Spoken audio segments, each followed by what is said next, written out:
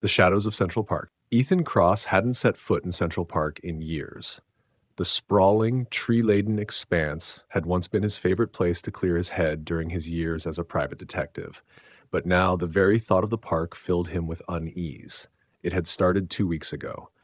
Waking dreams, blurry and disjointed, that came to him unbidden. In them, Central Park was shrouded in mist, its familiar paths twisting into unfamiliar, shadowy corridors. The visions would always lead him to the same place, a secluded area near a rocky outcrop by the lake. There, a figure lay crumpled on the ground, lifeless, as whispers echoed through the trees. At first, Ethan dismissed the dreams as nothing more than echoes of his old cases. He'd retired from detective work years ago, worn down by the grind of chasing shadows and unearthing ugly truths. But the dreams persisted, growing more vivid, until he could feel the damp air of the park on his skin, smell the earthy scent of the moss-covered rocks, and hear the indistinct murmurs as though they were spoken into his ear. And then came the voice. "Find me." It was a woman's voice, soft and pleading, but carrying an edge of desperation that cut through him. The dreams became impossible to ignore. Ethan started digging, asking old contacts and scanning the news for anything related to a crime in Central Park. But there was nothing, no unsolved cases, no missing persons reports that matched the fragments in his visions. Now, standing at the edge of the park, Ethan felt a gnawing unease. The sun had dipped below the horizon, leaving the paths bathed in the muted glow of lamplight. The city's usual vibrancy seemed far away, muffled by the park's peculiar stillness. He lit a cigarette and exhaled a plume of smoke, his hands steady despite the turmoil inside him. "Just a walk," he muttered to himself. "A stroll through memory lane. Nothing more." But as he stepped onto the winding path, he knew that wasn't true. The park seemed alive in a way Ethan had never noticed before. Shadows stretched unnaturally long, twisting as if they had minds of their own. The air was heavier here, cooler, and each step felt like it carried him deeper into a place that didn't quite belong to the city. As he neared the lake, the sound of water lapping against the rocks grew louder. The path forked ahead, and instinct, born from years of following hunches, pulled him left. His flashlight cut through the dark, illuminating the gnarled roots of trees and patches of overgrown grass. Then he saw it. The rocky outcrop from his dreams loomed ahead, partially hidden by dense foliage. His heart thudded in his chest as he approached, the flashlight beam trembling slightly in his hand. Nothing seemed out of place. No signs of a crime, no evidence of violence. Just rocks and moss, the same as anywhere else in the park. Yet Ethan couldn't shake the feeling that something was wrong. He crouched by the base of the rocks, running his fingers over the damp earth. A faint impression caught his eye, something that might have been a footprint, though it was too faded to tell. "You're losing it, Cross," he muttered, standing and brushing dirt off his hands. A sudden rustling made him freeze. He turned sharply, the flashlight beam sweeping over the trees. Nothing. "Hello?" he called out. His voice echoed, swallowed by the park's vast emptiness. The rustling came again, this time from his right. He spun, catching a glimpse of movement, a shadow darting between the trees. "Who's there?" he demanded, his voice firm but edged with tension. No response. Only the sound of his own breathing filled the air, and then the voice returned. "Find me."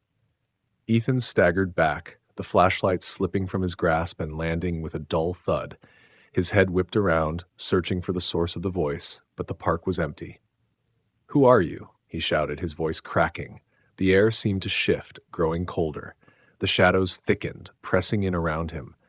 Ethan fumbled for his flashlight, his fingers closing around its handle just as the sound of footsteps echoed behind him. He spun, his beam slicing through the dark, but the path was empty. "Find me," the voice repeated, softer now, almost a whisper. Ethan's pulse thundered in his ears. He took a shaky step forward, his flashlight tracing the path ahead. A faint glow caught his eye, something shimmering near the base of a tree. He approached cautiously, his heart pounding. The glow resolved into a small object resting in the dirt, a locket, its surface tarnished and worn. Ethan crouched, picking it up gingerly. The locket was cold to the touch, unnaturally so. He flipped it open, revealing a faded photograph inside. It showed a young woman with dark hair and a soft smile, her eyes holding a spark of warmth. Ethan's breath caught. He recognized her. She was the figure from his dreams, the lifeless body by the lake. "Who are you?" he whispered, his voice trembling. The air grew still, the whispers fading into silence. For a moment, the park felt frozen, as though time itself had stopped, and then, as suddenly as it had begun, the feeling passed. The rustling of leaves returned, the distant hum of the city bleeding back into the night. Ethan slipped the locket into his pocket, his jaw tightening. This was no coincidence. Whoever the woman was, she wanted him to find her. As he made his way back to the edge of the park, his mind churned with questions. He didn't know what he was chasing, but one thing was clear. The shadows of Central Park weren't just in his dreams. They were real, and they weren't done with him yet. The locket sat heavy in Ethan's hand as he stared at it under the dim light of his apartment. The photograph inside was faded, but the woman's features were unmistakable. Her dark hair framed a gentle face with a smile that seemed alive, though her eyes hinted at a story far darker than the image suggested. Ethan turned the locket over. The back was scratched, but there was something etched into the tarnished surface. A name, faint but still legible. Clara. "Clara," he said aloud, testing the name. It felt strange on his tongue, foreign but familiar in a way he couldn't explain. He set the locket on the desk and opened his laptop. His fingers moved instinctively, years of investigative training taking over as he began searching for any information on Clara and her connection to Central Park. Hours passed, and Ethan's desk became cluttered with hastily scribbled notes, old articles, and blurry scans of archival photographs. Most of the names and faces didn't match, but one article from the 1980s caught his eye. The headline read, "Mysterious Disappearance, Young Woman Last Seen Near Central Park Lake." The grainy photograph accompanying the article showed a woman standing near the very rocks Ethan had visited in the park. Her dark hair and warm smile were identical to the photo in the locket. Clara Reynolds, 25 years old, a graduate student in art history. Last seen leaving a gallery near the park on a rainy autumn evening. No body was ever found, and her disappearance remained unsolved. Ethan leaned back in his chair, rubbing his temples. Decades had passed since Clara vanished, but her story seemed tied to the present in ways he couldn't explain. Why was she appearing in his dreams? And why now? The questions gnawed at him, but there was one lead he couldn't ignore. The gallery Clara had visited the night she disappeared. The next morning, Ethan found himself standing in front of the Whitmore Gallery, an unassuming brick building tucked into a quiet street on the Upper West Side. The gallery had changed hands multiple times over the years, but its reputation as a haven for obscure art remained intact. Ethan stepped inside, the faint scent of varnish and old wood filling his senses. The room was quiet, save for the soft murmur of a curator speaking to a small group of visitors near a display of abstract paintings. He approached the counter where an older man with round glasses was flipping through a catalog. "Excuse me," Ethan said. The man looked up, smiling politely. "Welcome to the Whitmore. Can I help you?" Ethan pulled out the locket and opened it, showing the photograph. "I'm looking for information about this woman, Clara Reynolds. She visited this gallery the night she disappeared back in the 80s. The man frowned, leaning closer to examine the photograph. "Clara Reynolds, I think I've heard the name before." He tapped a finger on the counter, his eyes narrowing. "Wait here a moment." He disappeared into a back room, leaving Ethan standing alone. Minutes later, he returned, holding a thin file. "We keep records of all our past exhibits," he explained, placing the file on the counter. "She was here for an event in 1984, a retrospective on a photographer named Vincent Rourke." Ethan's pulse quickened. "Do you know anything about her connection to Rourke?" The man shook his head.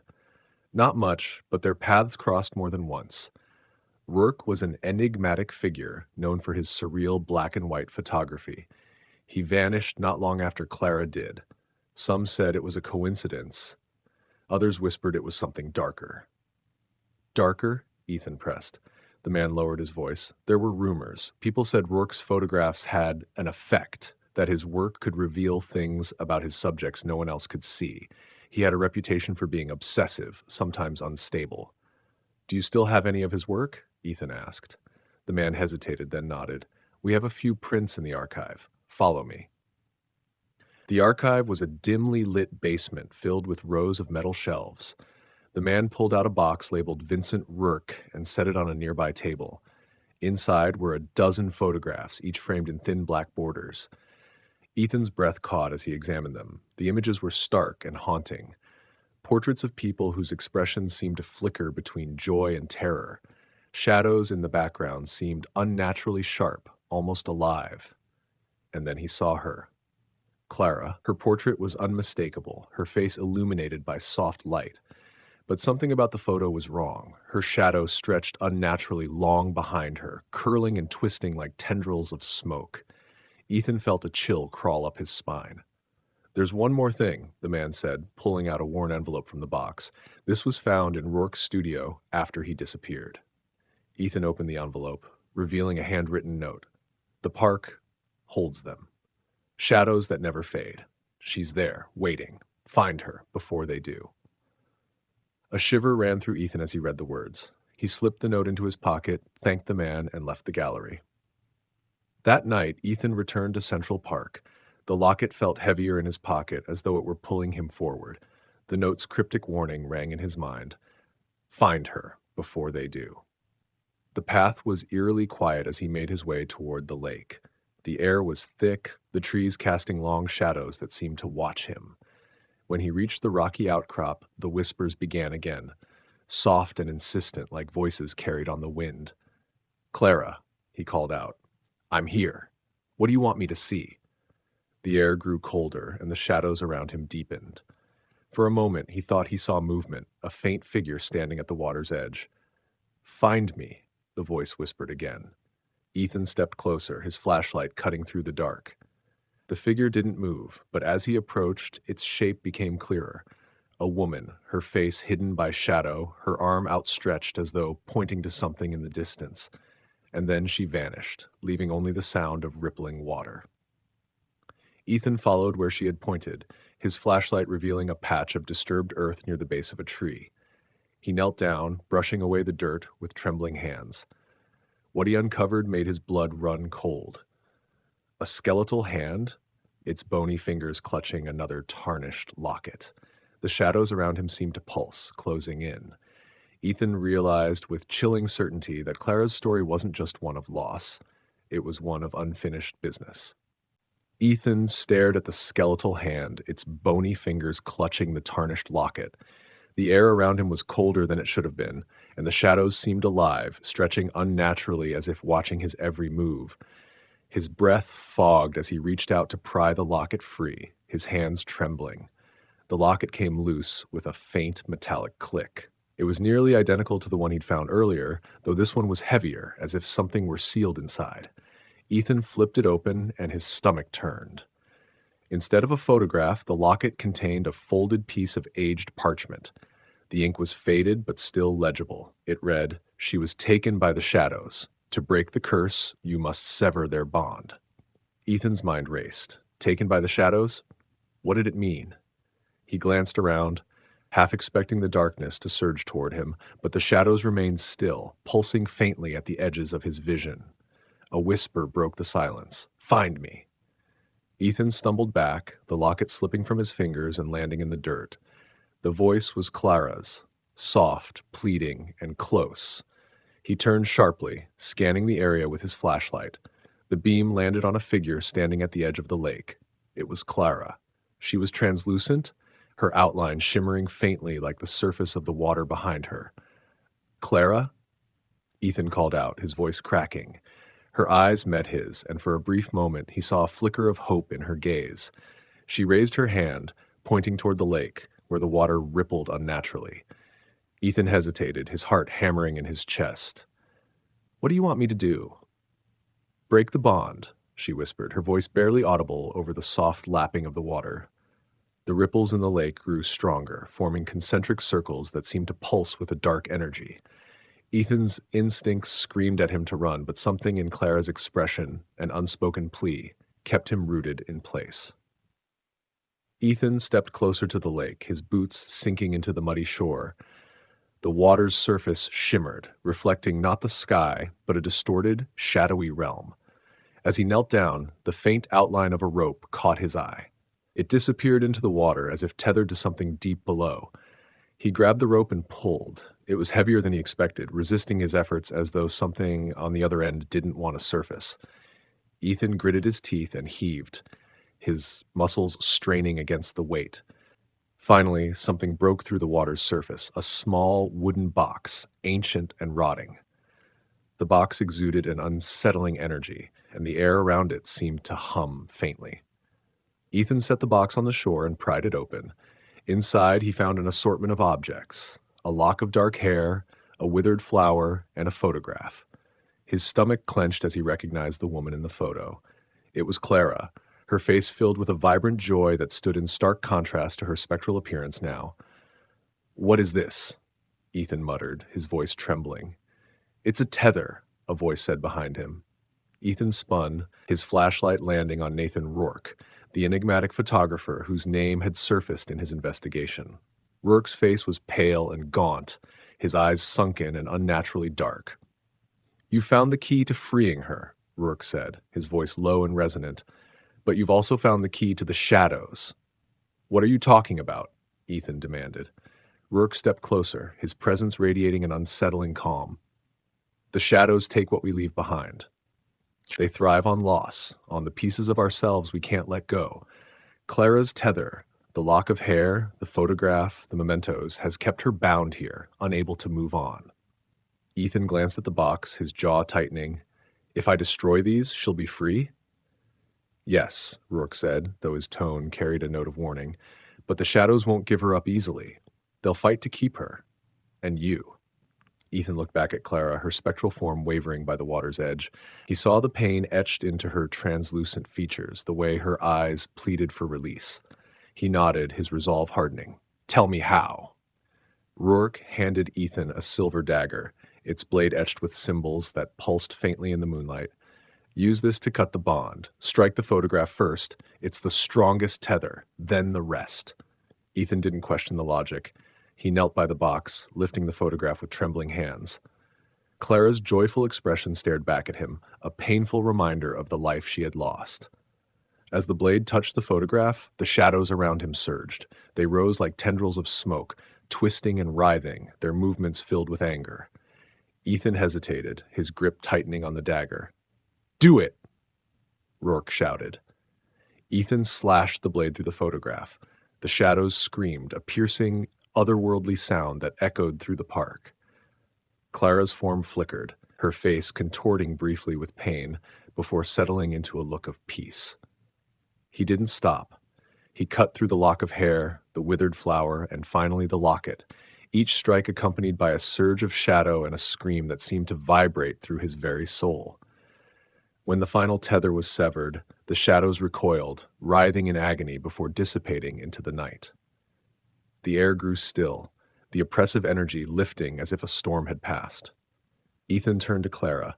Her form was brighter now, her edges no longer wavering. She stepped toward him, her translucent hand grazing his cheek. "Thank you," she whispered, her voice filled with a warmth that brought tears to Ethan's eyes. And then she was gone, her form dissolving into the night sky like a wisp of smoke. Ethan sat by the lake, the empty box beside him, staring at the rippling water. The night felt quieter than it had in years, the park's usual stillness now peaceful rather than menacing. Rourke stood nearby, his expression unreadable. "You did what I couldn't," he said after a long silence. "What happens now?" Ethan asked, his voice hoarse. "You move on," Rourke said, "and so does she." Rourke turned and walked into the shadows, disappearing as though he'd never been there. Ethan remained by the lake until the first light of dawn broke through the trees. The shadows of Central Park had been lifted, and for the first time in years, Ethan felt free of his own.